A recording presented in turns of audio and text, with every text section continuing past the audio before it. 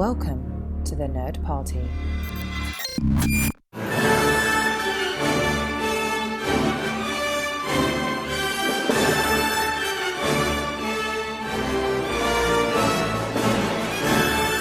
Welcome to another episode of Missing Frames. This is the podcast where we watch all the movies we should have seen by this point in our life. You know what? No, I'm going to take that. This episode is the exception to that. I'm not sure this is a film anyone should have seen or wants to see or even has seen, judging from the box office numbers. But I really don't know how I got into this. And frankly, I blame my co-host and dear friend, first time appearing on the show, Matthew Schott. Matt, welcome. Why is this happening? Can you explain this to me? I can't. I have not seen this film, so I have very little to bring to the table in describing what this is, how it is, why it is. But I do know that this is the first female-led superhero movie. If you don't count that Batwoman movie that came out in the 60s, but since they legally had to change the name. Wait a second. You're telling me there's a Batwoman movie and we picked Supergirl? What is this? Hang on, because it's not Batwoman. It's Batwoman. It's a different character because she's like a bat. She's a vampire. And I was reading about it when I was trying to figure out what the first female superhero movie was.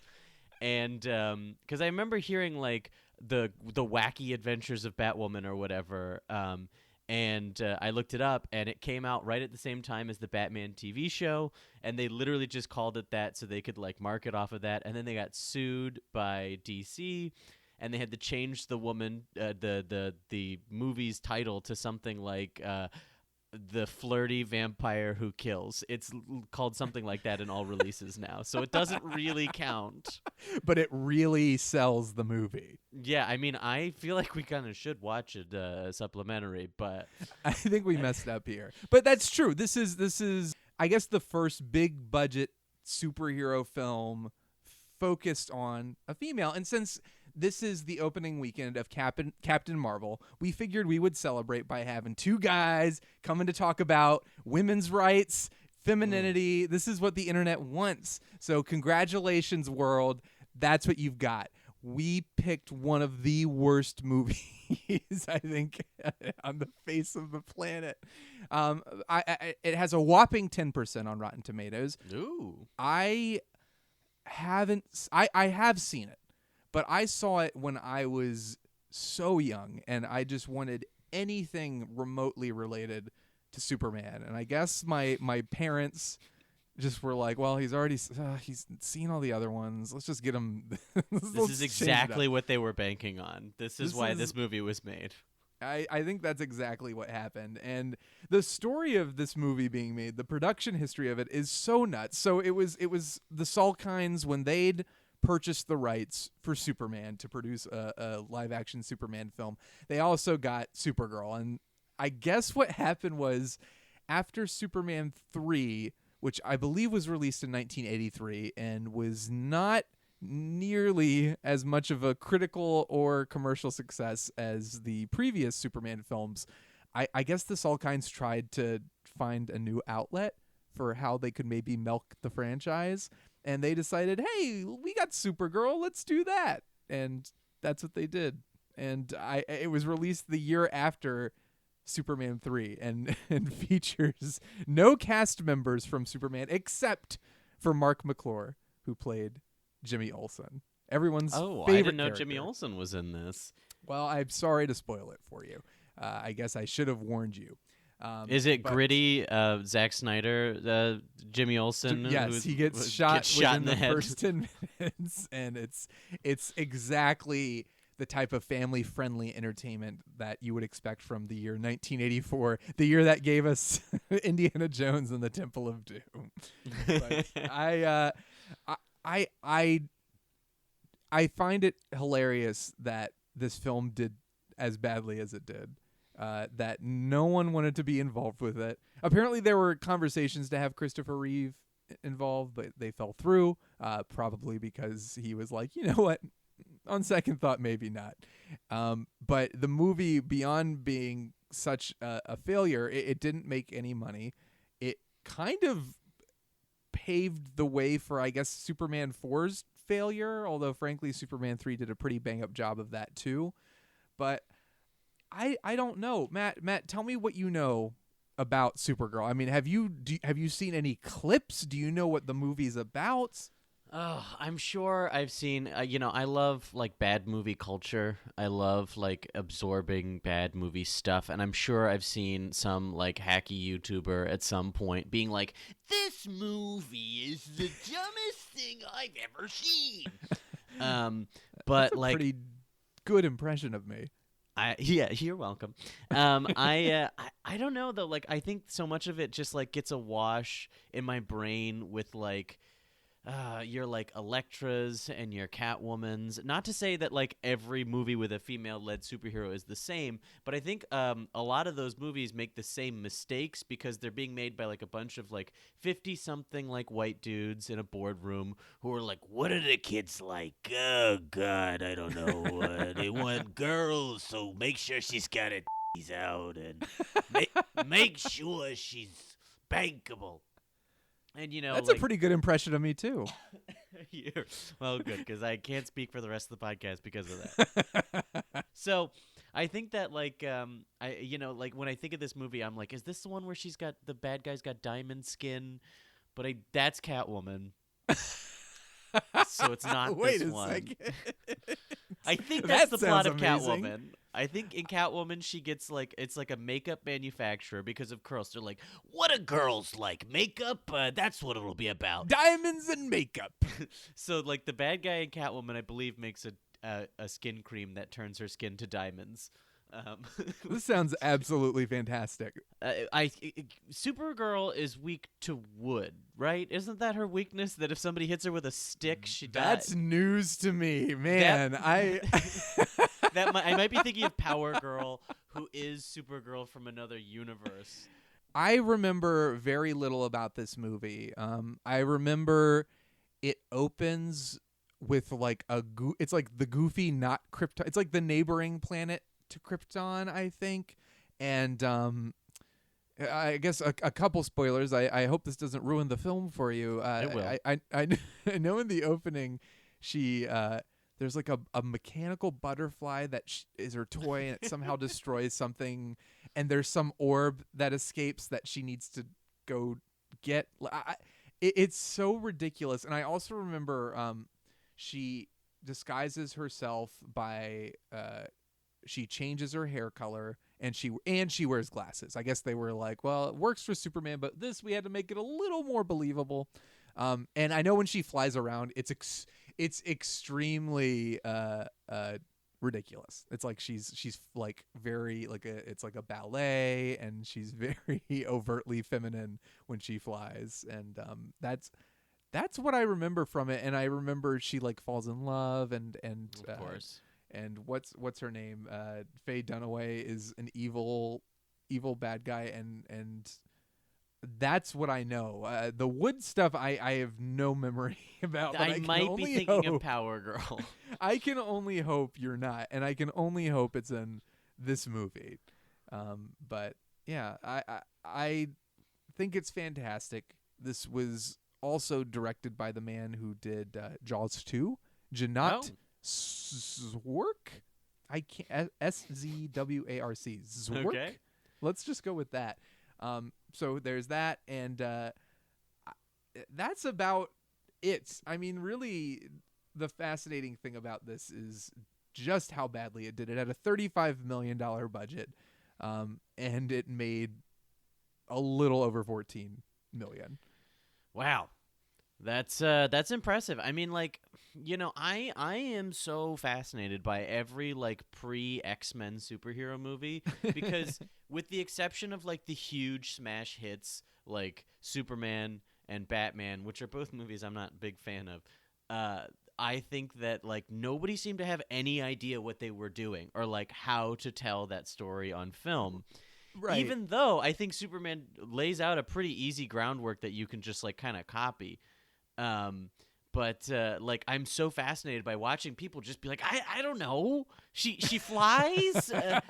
We have an entire like 30 years of characters to pull from, but let's just make up new stuff. I that's always my favorite. That happens a lot with, as you know, video game adaptations. For some reason, they look at the video game, even with like a movie like Max Payne, where it's like the game was a pretty straightforward plot. It was weird, it was disturbing, and then the movie was like, you know what? Let's just do something completely different, and it's terrible. And I'm like, look, you had a plot that was just it was tailor-made. You could have just taken out the things you didn't want, but you could have just kept that almost verbatim, and you didn't. Stuff like Mortal Kombat, let me just say, is very faithful to the source material and is still really bad. So there's really no predicting these things. Who is Supergirl in this? Helen Slater. From the movie Supergirl, and let me see. She was in a television show called Supergirl. That's actually not a joke. She is. Oh, is she in actually Supergirl? plays Kara's adopted mother on Earth, which is a nice little nod. Has there been a DC television series that did not feature a previous actor who played the title role? Because I don't think that they've ever not done that. I am gonna have to say you are 100% correct. It is almost a necessity, because I think Dean Cain plays her adopted dad, which is great. When the old Flash is on Flash, and right. Smallville had Christopher Reeve in that one episode. Exactly, and it's pretty great. I mean, the CW shows, I haven't been following The Flash for a while, but I did watch it for a couple seasons. Supergirl, I usually only watch when Superman shows up, and Arrow I don't watch at all. But I will say they have a charm to them, and there is talent involved, and I do appreciate that they find a way to pay homage to their roots, and I think that's great. And I am fully expecting to not think this movie is great, but I'm almost fascinated. You know, a few months ago we celebrated, I showed my good friend TC Superman for the first time, which I know you're not a huge fan, but I absolutely adore that movie.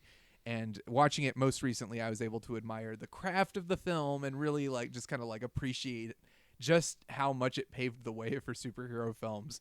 And Supergirl is almost like the crashing halt before Superman 4 really killed it. But I'm interested in watching it from that perspective of just like, like you said, why was there's this time period where people were just like, I don't know. Well, as you know, there's only one Superman movie that I enjoy, and that is Superman 3. So I'm fully expecting to go into this one and be pleasantly surprised at how much I like it. Can you explain to the people at home this inexplicable love for Superman 3? Okay, so I adore Superman 3. I saw it on Sci-Fi Channel for the first time sometime like... it was like 2:00 in the morning, and I was just flipping through the channels, and it was just starting, and I knew nothing about Superman 3. The only thing I knew about Superman 3 was they referenced it in Office Space. And so I watched the entire thing, and my jaw was just like agape the entire movie, because I was just like, what is happening? How can this get crazier? I mean, like, Richard Pryor is like the main character. Superman splits in two and fights himself, and like we get evil Superman, who's not even evil. He's just like a jerk. He blows out the Olympic torch. And he destroys alcohol bottles by flicking peanuts at them. And then it all culminates in him fighting the bad guy who wants to control the world's supply of coffee. He fights his mom, who falls into a computer and becomes his sister. The computer. It's his sister.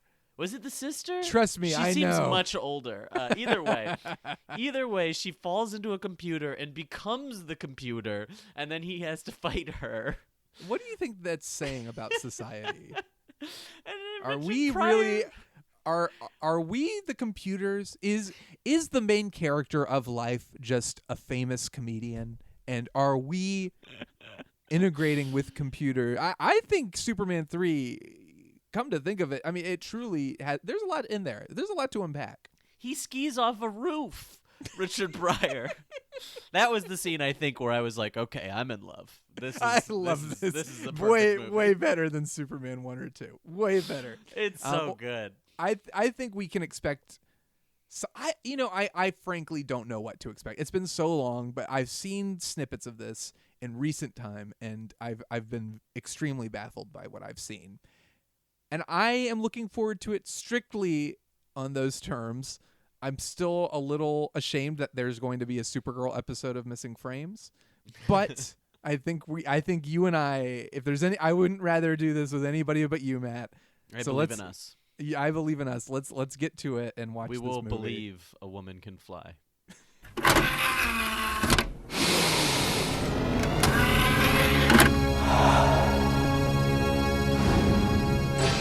Now available to own on video cassette. And we're back. Here on the Nerd Party, we pride ourselves in our content, the quality of it specifically. From Missing Frames to Filibuster to Time and Space, Nerd Nuptial, we're all dedicated to giving you the very best of the best. And for that, I have to apologize. Matt, what the hell is this movie? I need your help. I'm so glad you're here. I don't know what happened. This is the worst movie I've watched for Missing Frames. And you can quote me on that, people. I have only questions and little to no answers. I thought that I had something of a grasp on Supergirl and her powers, and I would think I was wrong on all accounts. I think not only do I think you were wrong, I know you were wrong because I, as a Superman fan, have no clue what was happening in this film at all. I think my one prediction was that she would be weak to wood, and that did not happen in the movie. Happen. So I was really hoping something inexplicable like that would happen, but instead I got so much more inexplicable stuff.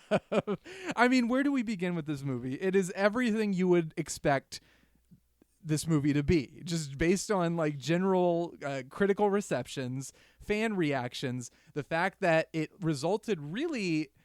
I know Superman 4 is kind of like that's officially the death of the Superman franchise and all that stuff. But I feel like Supergirl, there's a solid argument to be made that Supergirl is really, really set Superman 4 up to just fail miserably.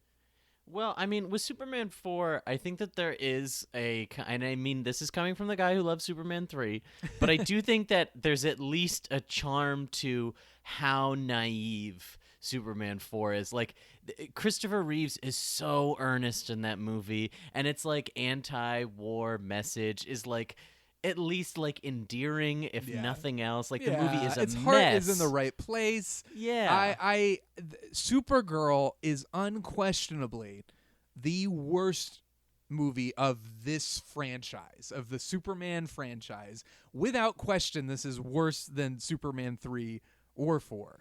I was so blown away. I knew it wasn't good, but I really, really went into it like, you know what? I bet it'll be fun. I'll go into it with an open mind.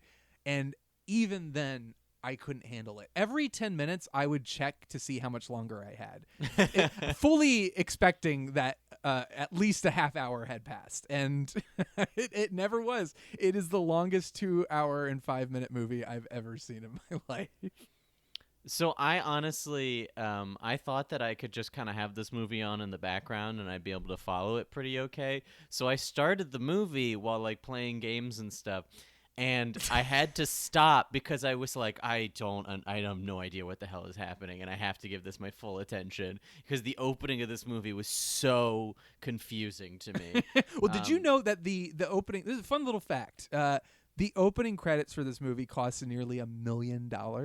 Well, that's a great segue because that was my very first thing that I wrote down is the credits to this movie are so lame.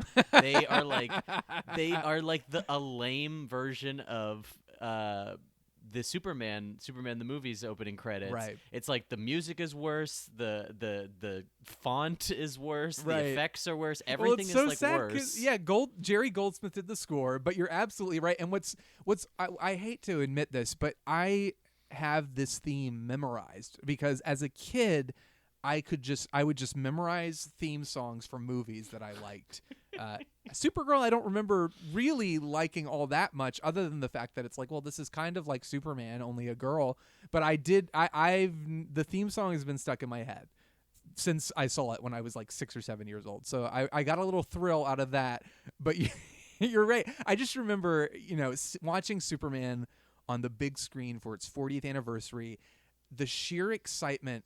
And John Williams' score is I think it's one of his best. I think it's the best superhero theme song, at least, ever. And I was just kind of like what you were doing. I was sitting here watching the Supergirl credits thinking, okay, I don't know why I don't care already, but I just don't. There's nothing about this that is like, yes, I'm excited. There is some. It sets up the movie perfectly because you're getting a worse version of a thing you've already seen, and it's almost like I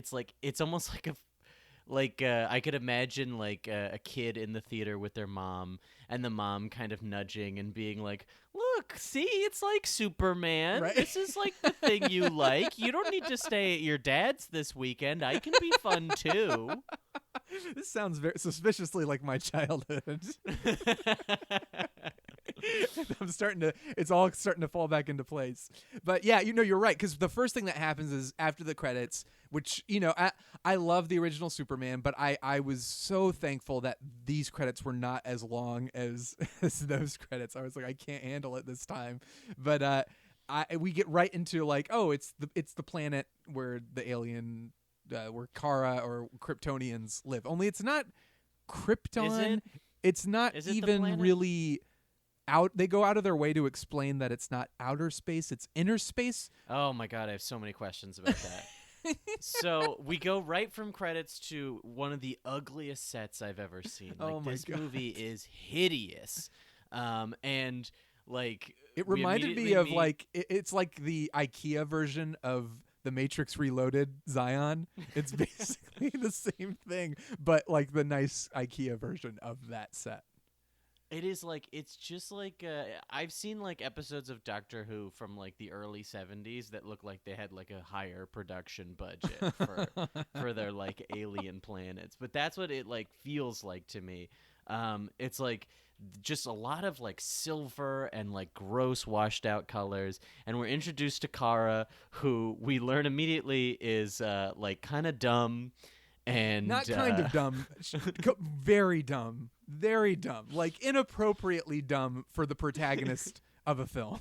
Like dumb to the point where she doesn't understand anything. Like we're talking Anakin Skywalker in The Phantom Menace dumb. Doesn't understand anything that's happening around her, doesn't have anything really driving her or motivating her. She likes dragonflies. She That's loves what we know about her. She's very clearly an adult woman, but behaves like I think she was supposed to be 7 or 8 years old. Now, I thought she was an adult woman, but then later in the movie, they seem to imply that she's like a teenager. Right. So I wasn't really sure what's going on there. Where she hangs out with Peter O'Toole, who is some kind of terrorist, because he just casually steals the power source to the entire secret hidden city that they're living in. And this is after they've, of course, had several obligatory references to, like, well, that famous cousin of yours. My God, well, it was funny because he goes, ah, yes, a tree. It's something you find on Earth. And she goes, Earth? Is that where my cousin went? And I was like, yeah, your cousin just went on a leisurely trip to Earth. Like, did no one realize that Krypton exploded? Like, how did they even know understand. that happened? How did they know that, like, Kal-El was, like, the only survivor of that? Right. Did they, and like, put him in the ship? It was so send funny. A message. Like, first of all, yes, everyone seems to know that, but also the fact that she was like, oh, yeah, of course. That was fun. They sent him on a little trip. And it was like, well, the reason they sent him on that trip is because all your relatives living on the planet Krypton are dead, but I guess that's not all that big of a deal. Oh, man. Oh, my God. So we're immediately bombarded with so much confusing world building where Yes. His name is Zoltar, which is a great name.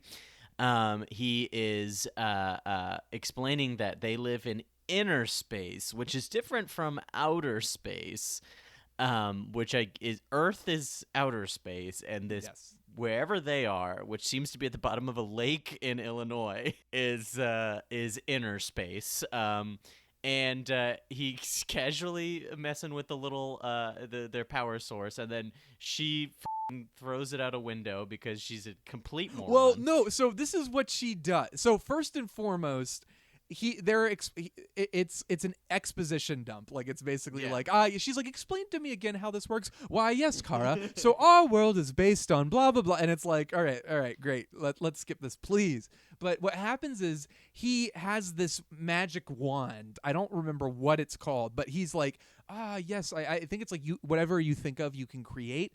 And then he's like explaining, but it's not something to be meddled with lightly. But here you go. Why don't you go play with that? And then not only does he give her this wand, he gives her the power source of their planet, as if like, here, these are toys. Just go off and have some fun. Do something fun with this. And that's what she does. She makes a dragonfly that flies out the window, and I guess it's a pressurized city that they're in because it starts like an airplane. Everything just starts shooting out the window, including the power source. And so she decides to go get it back by stealing his ship that he was going to use for some kind of pleasure cruise to either Saturn or Venus. Yes, and without like, really, there's no explanation. This thing gets sucked out of the plastic wrap window, and they repair it. And her parents, who Mia Farrow is her mom. I was like, is that Mia Farrow? It is Mia Farrow. She plays in like one scene, right? And the best part is her parents aren't really mentioned at all. It's just her mom talks to Peter O'Toole for a little while, and then both her parents rush up to him. Nobody else seems to care. I don't know if her parents are officials or like the president or something, but they run up to him and they're like, "You've doomed us. You've doomed the planet. What are we going to do?" And then Kara is just like, I don't think she even hears this conversation. She just decides on a whim, I'm going to get in the spaceship and leave. Which is great because they introduce this ticking clock of our city is doomed unless we get that power source back. But we never again see the city, not once for the rest of the film. Nope. So no suspense whatsoever. Or like, they establish the stakes and then they very quickly forget about that. We never once see. There's not like a scene like in Spaceballs where you see the planet that's running out of air and everybody's like, "Oh, if only we had air." Right. Like, there's no scene like that. It's just forgotten about completely by everyone, including Kara, because as soon as she gets to Earth, she pretty much just starts sticking around. Well, she gets there, and they talk about, like, we'll never see our daughter again. You've doomed her. And she's just chilling in the ship, just kind of like, she's just sitting, and she goes through the scene from Willy Wonka where they just put whatever footage they can find up on screen to be what she's flying through. Yes. Only adding to the confusion of where she was. Yeah, she doesn't seem concerned in the slightest. And then when she gets to Earth, she's Supergirl. She just has the costume. She just has it already. And that's... So, I mean, I'm so confused by so much of this movie, but one of her powers throughout the movie seems to be to instantly change her clothes and appearance. Yes. Well, which not is, the first which time. is really, Matt, I know we're a couple of guys, but if you were a girl, wouldn't that be one of your like biggest wishes? Is I, as a girl, wish I could do my makeup immediately. That's what girls want. They just want powers. They can change their clothes. They can put on makeup. That's what girls are all about. That's what Supergirl really taps into. This movie seems very confused about what women do and do not want. But the first time that she changes her appearance, she has to do it in like little stages. Yes. Where she like changes like her upper torso and then her bottom. But then for the rest of the movie, it's instantaneous. And she does not even get glasses in her disguise. I think I said that in the first part of the episode. You did. I'm completely wrong. She does not. She just changes her hair, and that apparently is just as effective as glasses. But I just remember being so confused. So she has the Supergirl suit. It has Jor-El's family crest on it. So it's like, why does she have the L family cousin, crest? I guess if they're cousins, maybe, but that still doesn't make sense. And then she is immediately there isn't any conflict for her or any growth for her because she's immediately like oh, I can fly, I can shoot lasers. There's like not a learning. There's like a learning montage, but it's not learning. It's just she can do anything immediately, and there's no struggle. There's nothing. She just just starts flies floating around casually, and we get into a very leisurely paced montage of her flying around, and she has a very strange body language when she flies. I think she couldn't quite decide if she wanted to do the traditional kind of like one fist at the chest and one fist out that Superman does, or if she wanted to kind of just slowly flap her arms to the sides, which is also a choice. But one thing that really confused me, I'm a real stickler for, like, if you're going to tell a superhero story, you got to have the, like, Spider-Man scene where, you know, where he's in the alley and he's kind of like, I can stick to walls and I can shoot web. And he's like learning his powers, because you can't take for granted that everybody just knows what the powers are, because we don't. And there's like a scene where she shoots her lasers at a flower and it makes it bloom. Yes. And I was like, so does she not have heat ray? She has like life ray. But then later in the movie, she just has heat ray. She picks the flower, so she's killed it already, and then she somehow brings it new life, and she's like, great. And I'm like, you killed the flower first of all, but also your heat vision didn't burn the flower; it gave it new life and helped it bloom. Very, very strange. But let us not forget, because while we're being introduced to Supergirl and her very leisurely powers, we are also introduced to the part of the movie that I'm the most fascinated and confused by, which is our villain, Selena. Who I think her friend, this is great. I wrote down this line because I thought it was so brilliant. She goes, they're talking about like, oh, the bills. I mean, this is later. This is, she's introduced at a picnic for some, like, it's like, yes, every witch is just hanging out by a lake, hanging out with their boy. But later on, her assistant is just like, we've got so many bills. The only way we're going to be able to pay these is to form our own coven. And I was like, well, all right.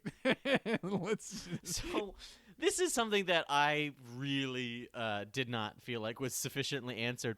Is she a actual literal witch who already possessed magical powers, and her powers were enhanced by finding the power source to the city? Or was she some sort of crazy person who like just kind of thought she had powers and like lusted for magic powers and was kind of like being bought in by like con artists, and then was given like real powers by this like sphere that she finds that Kara lost? Because it's not really clear, and I'm very confused. I don't think the screenwriters knew, and I think what they were trying to establish, because she's very together and she's wearing elegant clothing, but I think it's like, oh, she's interested in this and she considers herself a witch, but she doesn't have any powers. And then she gets this thing. But just like Supergirl, there's no real learning curve. She's just immediately like, yes, this is what I've been missing. And she uses it to turn. I remember her boyfriend's like, you're not going anywhere. I got the keys. And then she turns the ignition with her magic orb. And I think that's what it was supposed to be. But then for the rest of the movie, it's like full committing to her being a witch. Like she lives in a creepy, fun, haunted house, like a fun house, and which she already did beforehand. She doesn't like move to one. She'd already been living in a carnival. Right. Because they had to pay their bills, and the coven's the only way they could do that. Oh my God! I mean, let us not forget her first line when she's introduced is like, beautiful world, I can't wait to conquer it." So they set up her goal like immediately. It's like, all right, she has a solid goal. I know what this is, and then she spends the rest of the movie not trying to conquer the world. She just wants a guy to fall in love with her. Well, she is very successful at one point of at least conquering a town with her motorcycle helmeted guards, but we'll get there. So we're introduced to her and her evil carnival ride that she lives in. Well, did you hear on the radio when she turns on the car? There's a very quick broadcast. I made a note of this. Because I was like, how are they going to explain where Superman is the whole time? And there's someone must have watched a rough cut of the movie, and they were like, oh, we never really addressed that. So they have a really brief radio broadcast come through on the car that's just like, Superman has gone somewhere far, far away. He's on really a far peacekeeping away. mission to another galaxy. Right. We're like, best of luck, Superman, on your peacekeeping mission to that other galaxy. Very effective way to explain why Superman doesn't show up in the movie, except in picture form. So after being introduced to our villain and seeing Kara fly around for a while, we are introduced to the first of many, many problematic scenes in this movie, as Kara's first human encounter is with a comical, bumbling pair of sexual assaulters, one of which is Max Headroom, the actor who played Max Headroom and is in like a million other things. But he's the one who has a line that I wrote down because I was like, Jesus, where Kara says to him, "Why are you doing this?" And he goes, "It's just the way we are." Matt, you and I are so in tune because I wrote that exact line down. Oh my God. But I thought that was really gross. It's a really gross way to like open this movie, and to have like, and then to have them like very like blatantly be like, no, we're gonna like take you and have our way with you, and then she defeats them, and then we get this like joke line where one of them's like, "Hey Bill, let's not tell anyone about this," and it's like, oh my God. Yeah, it's not exactly the rousing action sequence we're all hoping for when we see. Well, I think that's the narrow-mindedness and the limited thought capacity of the screenwriters to think the only way to like have Kara confront a crime is to have it be like a attempted assault on a woman by two creepy men. It's not at all, the set pieces in this movie are not at all heroic. It's all very low, and a lot of this has to do with the budget. But it's like they couldn't have had her once like stopping a robbery or something like that we associate with a superhero, like, oh, she foiled that person. It's very like, in an uncomfortable way, very sexualized, and like this is a PG-rated film for kids. Like it's really gross. Doesn't and seem appropriate. It's like when I think Superman, the kind of things I think is like, okay, well, this isn't Superman, but do you remember the scene in Power Rangers the movie where the train is gonna go off? The train is gonna go off the rails, and then the bird Zord flies in and completes the track so that the plane can so that the train can like go across the tracks. That's the kind of thing I imagine like Superman doing, where it's like, you know, that's like a way to you could have just like, referenced Superman the movie when does Superman, he do that in Superman actually is the tracks. I love that you're like, this doesn't happen in Superman, but it does happen in Power Rangers. Okay, I couldn't remember if that was something Superman ever did, but I was like, that's definitely something the Power Rangers do. And maybe Superman could learn a thing or two from those Power Rangers.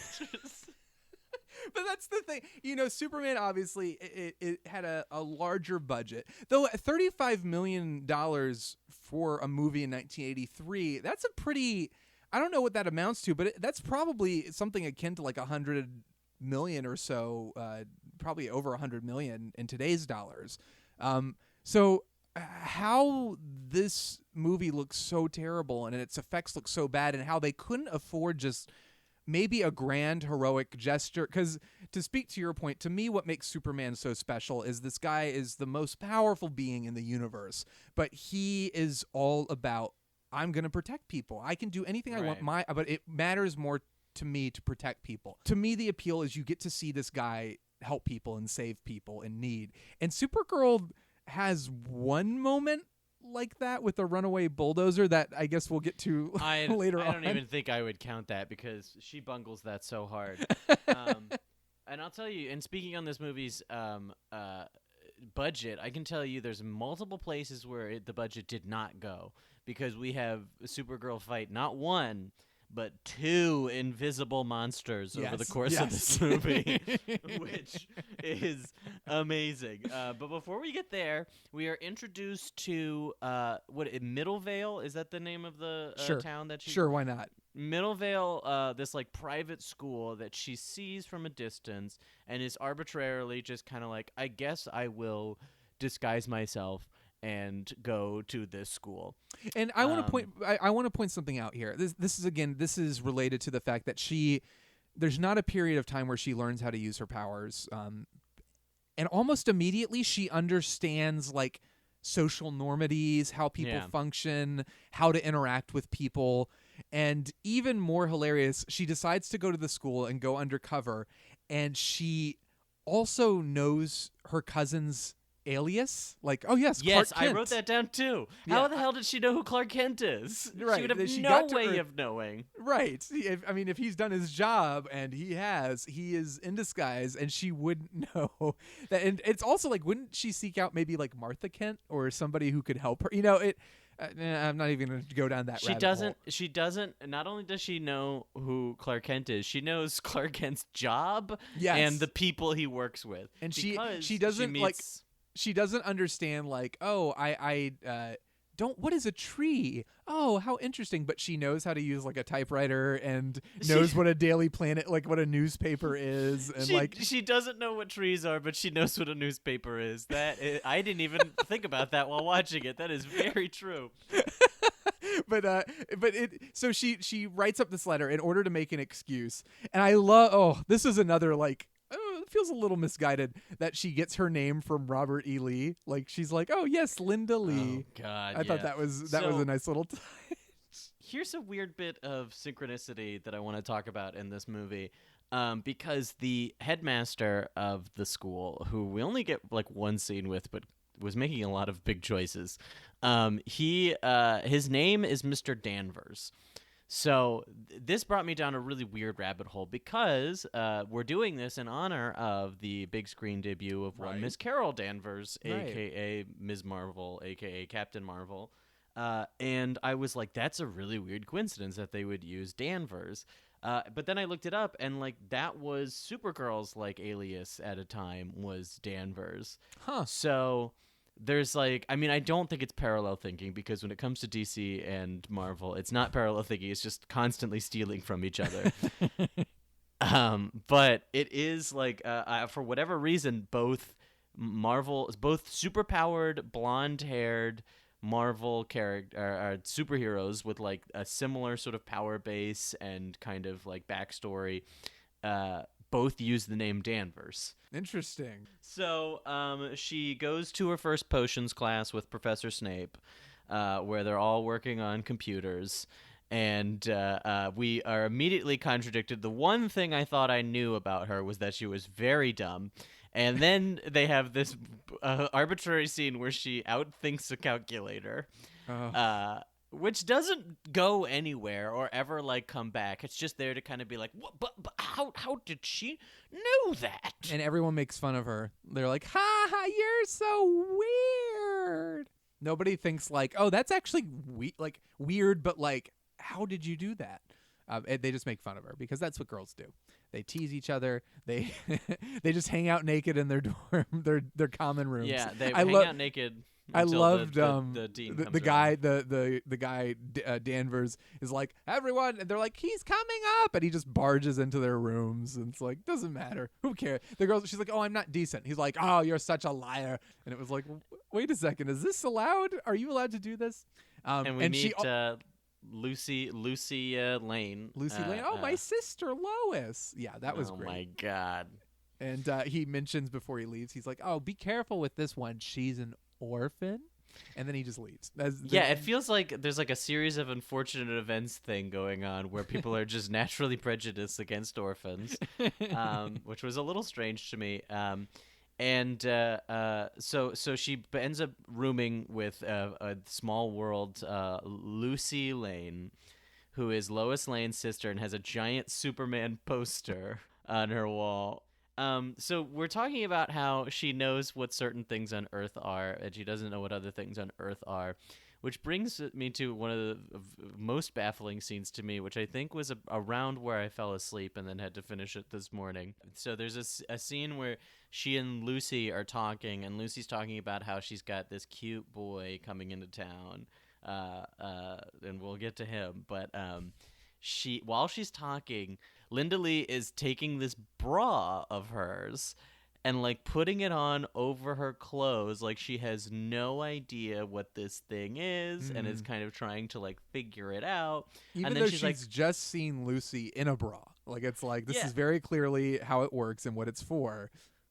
yeah, and presumably is number one wearing a bra herself in her like human clothes disguise, but number two, like they would have bras on her planet, right? Like surely somebody at some point was like, this is some like Krypton. Is it like in Star Wars where there's no underwear in space? I think that's is it. There I think no that's probably how they underwear justified it. Yeah. on Krypton? But it's such a weird moment. It's like I can only imagine that like the actress just started doing it and they were like, that's funny. Keep that in. That's funny. That's like, it's like not motivate. Like, she doesn't seem to have a clue what's happening. She doesn't really have a motivation for what she does. And then she does really stupid stuff. So the movie makes it very hard. And I feel so bad because Helen Slater she seems so sweet. And I think it's so awesome that she's in the TV show Supergirl and that they were able to call back to her being part of this movie, and she was able to at least get some sort of due out of it. But I feel so bad for her. This is her first movie. She's very sweet and endearing, but it's like the movie just paints her as a complete moron the entire time. She's very passive. She Yes. just reacts to everything in the movie. Like you could almost make a nice argument that Selena was the protagonist of this movie because she's much more proactive.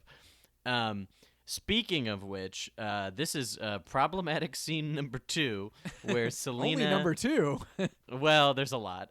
So Selena runs into a hunky boy that she decides is like, this is my destiny. I have to get with this hunky boy, whom she like calls over in like a weird porn setup to like do some repair work or something, or do some gardening because he's a gardener. Right, and she magic roofies him basically. Yeah, and she magic rupees him to like date rape him, and then like.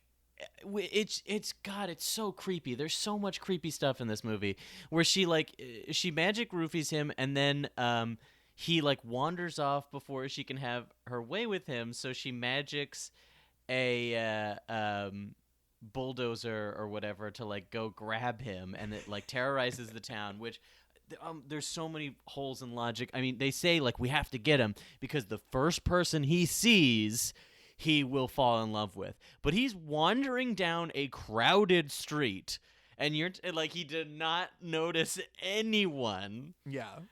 And so he's like wandering down, and she sends this bulldozer after him. That it's like it's not a bulldozer. It's one of those like crane things to scoop up rubble, I guess. But like with the intent of scooping him up, and thankfully. We have I almost called her Carol Danvers. We have Linda Lee and Lucy Lane and Jimmy Olsen are nearby, and we're introduced to Jimmy Olsen. Jimmy Olsen, who is so he's like he's like Superman tokenism in this movie. He's just kind of there to be like, "Hi, I'm Jimmy Olsen." Yep, that's it. Doesn't seem particularly excited to be there. No. And this bulldozing scene is one of the set pieces of the film. This is supposed to be. This is also, like I said, there's never a moment where Supergirl really gets to like, yeah, way to go, Supergirl. This is that moment, and it doesn't feel like that moment, but it's also so pathetic. And I was just comparing it in my head to like Superman's first big appearance in the original movie is like gold. It is absolutely perfect. And I was just in my head thinking like, God, every right note with that is just completely off here. There's no heroism. There's no building to this moment. There's no relationship or character to root for. Everything is wrong. It's just chaos. And then Supergirl flies in and kind of, I guess, saves him. And he sees her and falls in love.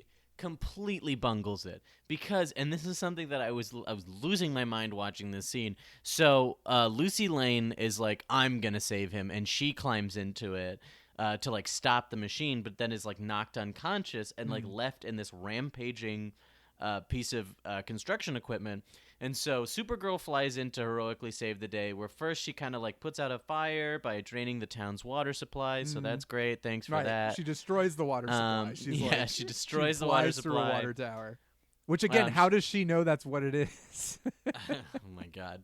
So and then she like pulls the mouth of the machine off where he's sort of like closed in there. And then she flies away, leaving the unconscious Lucy Lane just in the driver's seat. Right. And she never goes back to, like, stop it or save her or anything. She just, like, opens the jaws of this thing. And, of course, she's the first one that he sees.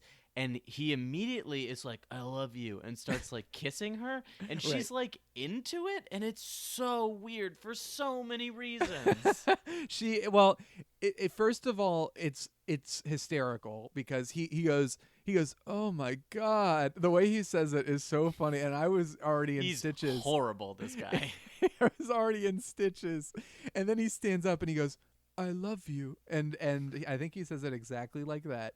And to be fair, she's a little weirded. She's kind of like, I don't understand.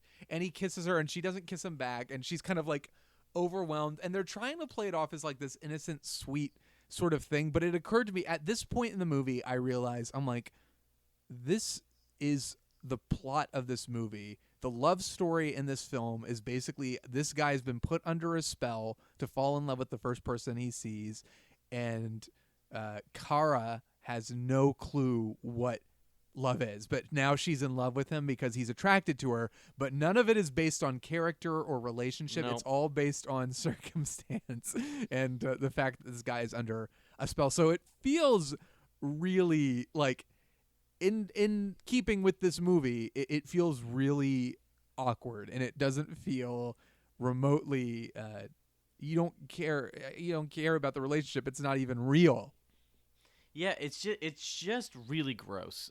It's a really like gross. I mean, because he's basically under the influence of like a mind altering magic, and she is this like mind of a child kind of like alien figure, and we're supposed to kind of like root for them just because they're both conventionally attractive. And it's just I wrote several times in my notes, this movie makes me very uncomfortable.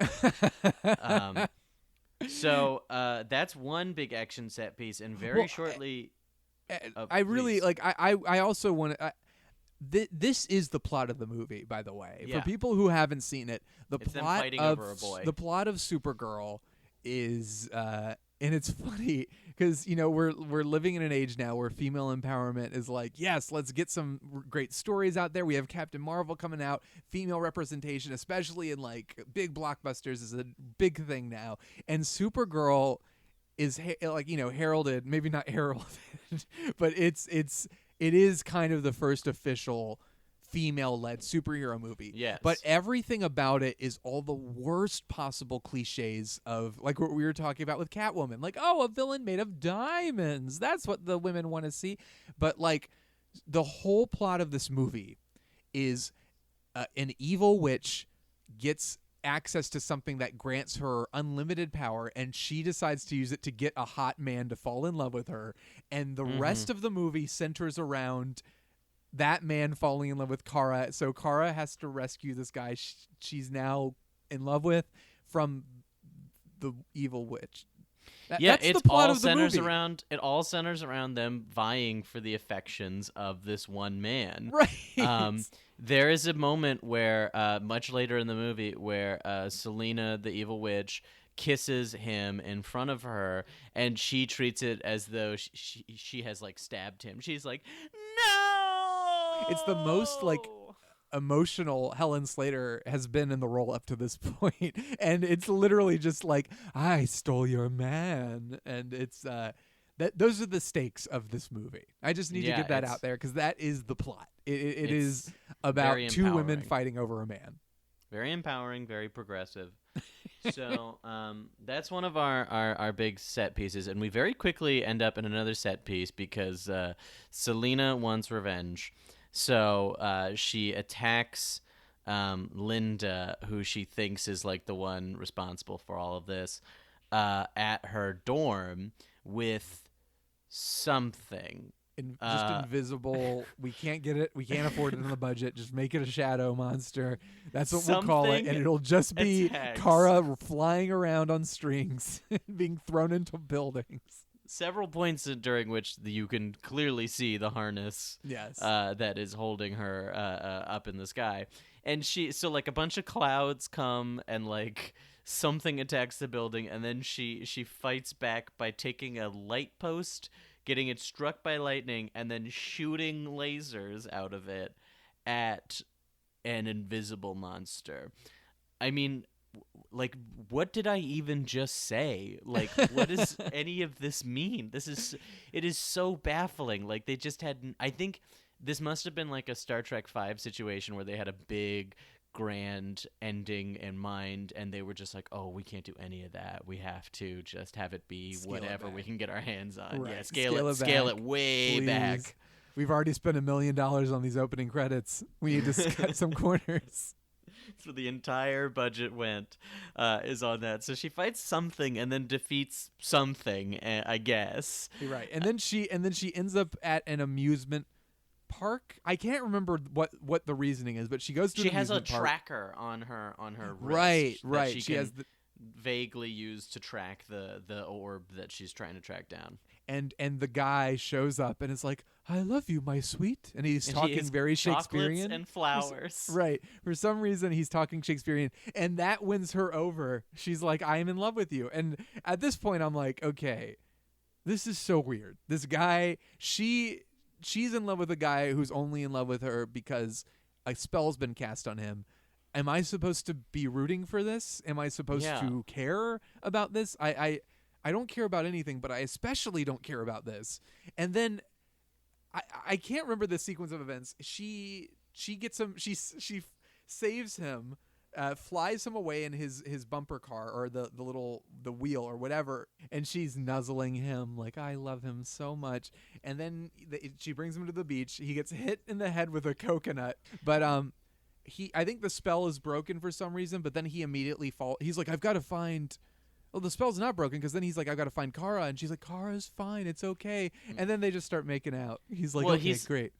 He's like, I gotta find Linda because I love her. Yeah, that's right, Linda. So he's just fallen in love with her arbitrarily, even though the spell is broken. It's like the love was real, so he just loves her genuinely, which is that's great. Big fan of that. And then, this is where my brain started to really kind of turn off and get fuzzy. So Selena is like, my powers aren't strong enough, so she calls Professor Snape back in, and he gives her the goofiest looking magic wand. Right.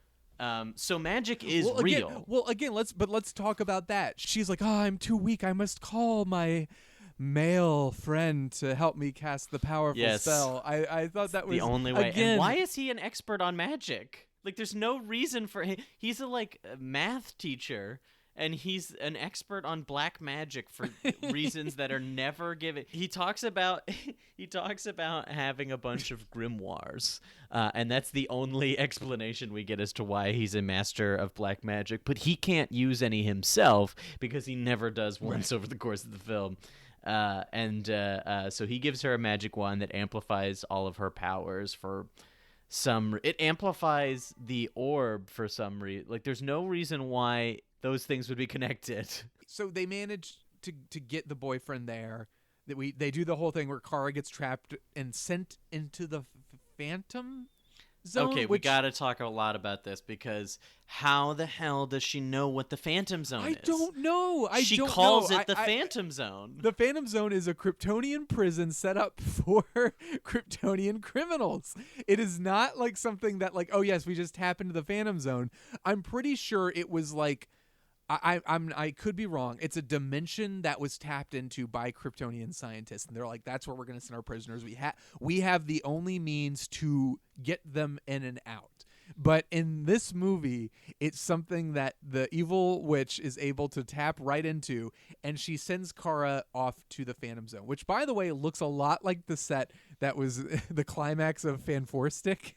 It's just like it does, yes, a dark, deserted planet, which like, was also another dimension. So other. it could So have been I the think Phantom Zone. that is true.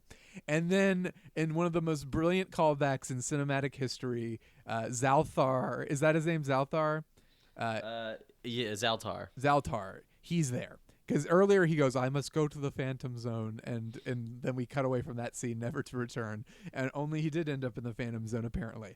And the Phantom Zone, the inescapable prison for Kryptonian criminals that can be tapped into by humanity, apparently, it now has a very easy way to exit.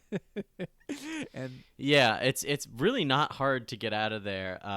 But she needs a man's help to do it because, of course. And so while all this is sort of happening, Selena has summoned this like dark magic castle in the middle of town, and then like enslaved the whole town with an army that has come out of nowhere, and she's like throwing parades for herself. Yeah. Where Professor Snape is tied up on the back of her car, and like Lucy Lane is like protesting, Yeah, and Jimmy, like, oh, I love it. This line taken out of context is perfect because Jimmy like restrains her and he goes, Lucy, this is not a good time to express yourself. I was like, wow. That is so emblematic of so much of this movie. Yeah, but it's, I mean, did they just take a villain plot from a completely different movie and just shove it into this movie? Because it's like, yeah, there's a gothic castle, an evil witch. I don't understand, Matt. Although I have heard, and you're the Superman expert, but like, isn't Superman's one of his weaknesses is magic? Yes, it is. So yes, it is. maybe that was, which I only know because there's an episode of Smallville where that comes up. So I think maybe that was why, but I highly doubt it. Originally, Christopher Reeve was going to be in this movie, and Superman was going to be incapacitated by Selena's magic. Is and that true? Supergirl Is was that gonna what's have to really going to save be him. the plot? Yeah. Is that? Oh my God. Okay. But Christopher Reeve was, at the last second was like, nah. Thank you, Christopher Reeve. Yeah, that would have been. Oh man, that would have been real bad. Well, Kara, she escapes. She has her final showdown, and her final showdown consists of her friends are all in cages, and there's a spiky floor, and she's like, "Your friends are doomed," and Kara goes, "No," and I'm like, "Wait a second, can't you fly? And don't you have super speed? What's happening?" She has super speed only when it's convenient to the plot, because I think she only uses it the once, right? When she has to write her resume. Right, exactly. And then the floor starts being all weird beneath her feet, and again, she's like struggling to walk, and I'm like, you can fly? So first she like freezes all the spikes and then blows them away, but then like a mildly shaking floor is really the thing that almost sinks her. And so as like a last ditch effort, Selena reaches into the depths of the Shadow Realm and summons forth Invisible Monster number 2. Only this time he's sort of visible. He's a final boss in a video game movie. It's what it feels like. I think that the final fight in Mortal Kombat Annihilation looks a little better than this, but not by much. So I think that I've never seen a movie, I wrote this in my notes, I've never seen a movie that is less confident in its own special effects. Yeah, like they were just like, do not show much of this monster. 100%. Like I don't want to get a good look at it. And then she flies up or it grabs her and grabs her and starts stretching her. Is that what the effect was supposed to be? It looks really bad. It's stretching her, but it's not in his hands. It's like on top of his hands. And then as she's getting stretched, she's literally like, I can't do it. And she hears Peter O'Toole's voice like, yes, you can. And that's all she needed. That was that's all it. The inspiration. She saves the day. And then she says, I have to go return this to my home planet. Well, hold on. Because before she does that, I have to talk about the way that she defeats Selena for good. Because it was very confusing. Because she breaks free and then she shrinks? ? Like I was very confused by this effect. She shrinks into a little glowing ball, like a fairy, and then starts spinning around Selena so fast that she becomes a tornado. Right. That sucks up both Selena and the poor assistant, who is clearly just in over her head and should not be punished as well. No. She just wanted to pay the bills. She just wanted to get her bills paid. She was like, and she even at that point in the movie is like, I'm out of here. And Selena's like, oh no, you're not.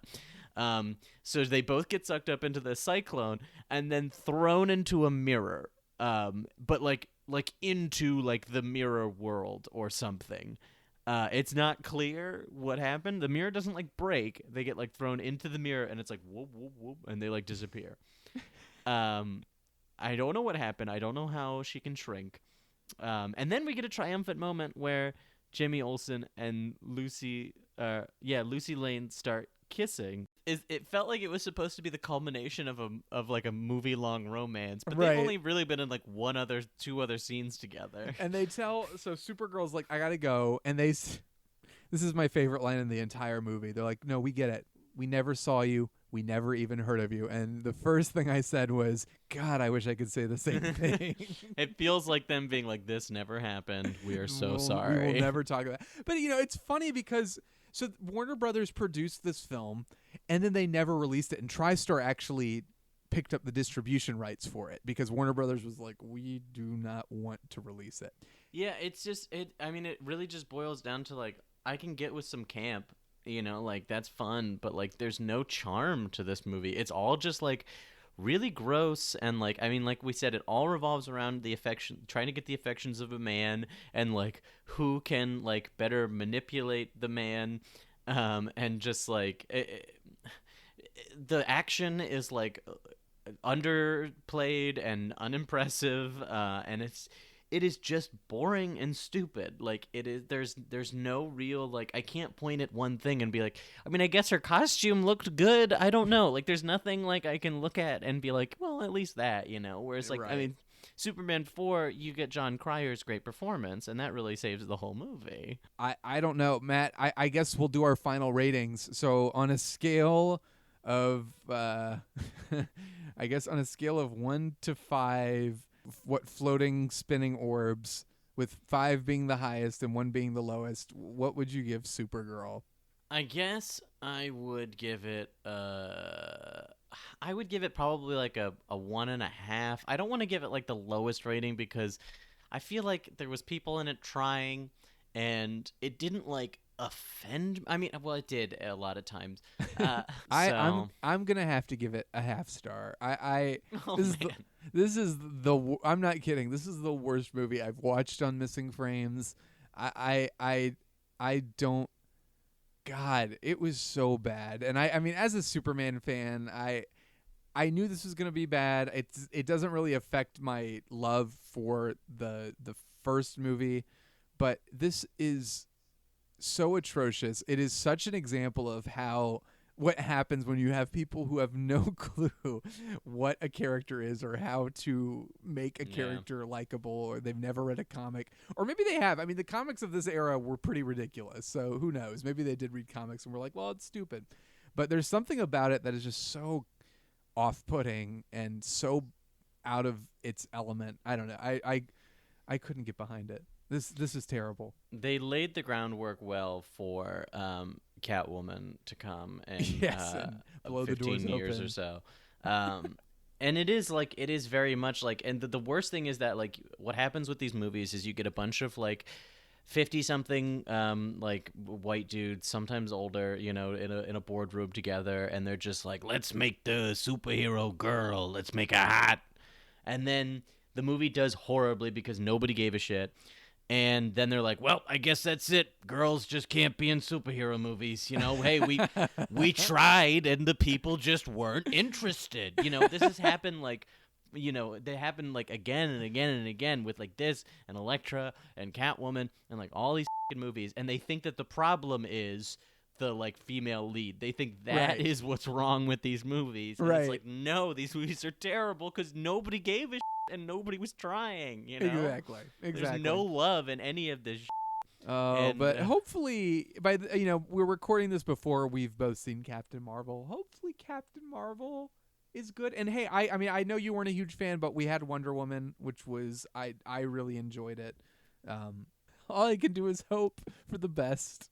I can only hope that we've learned our lesson and we'll never make another Supergirl movie like this ever again. I think things will turn around. I think that I mean, at the very least, Supergirl fans have been vindicated by having a television series that is popular and successful. Right. So I think the nice thing about this whole experience is this is the past. I mean, we still have a long way to go.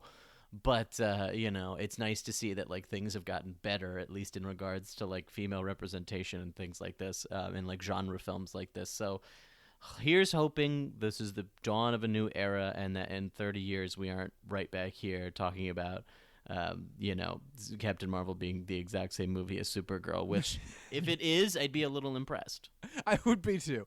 And I've got to say, as terrible as this movie is, I've thoroughly enjoyed being able to chat with you about it. And Matt, you are doing so many wonderful things. Can you tell the good people at home about your wonderful show, The Saga of the Shining Emblem? I want to hear all about it, and I'm sure they do too.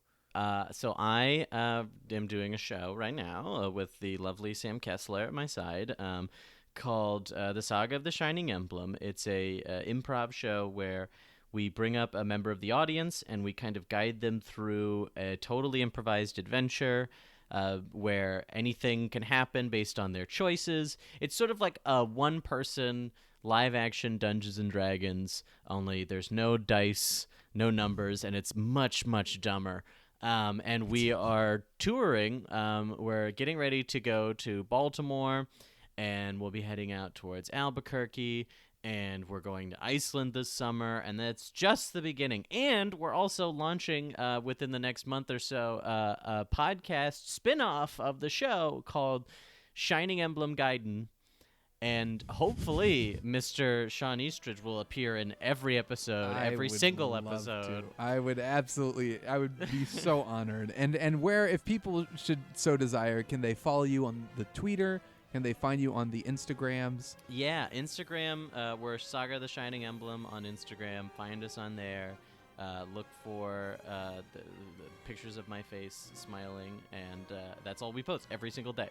There's information about the show there. ShiningEmblem.com is our website. You can find out more info about the show there, and just, there's a hero in all of us. I believe that there's a hero in all of us. That's one thing that Supergirl has definitely taught me too. And I, if you so desire, find me at YeShawnDorman on Twitter.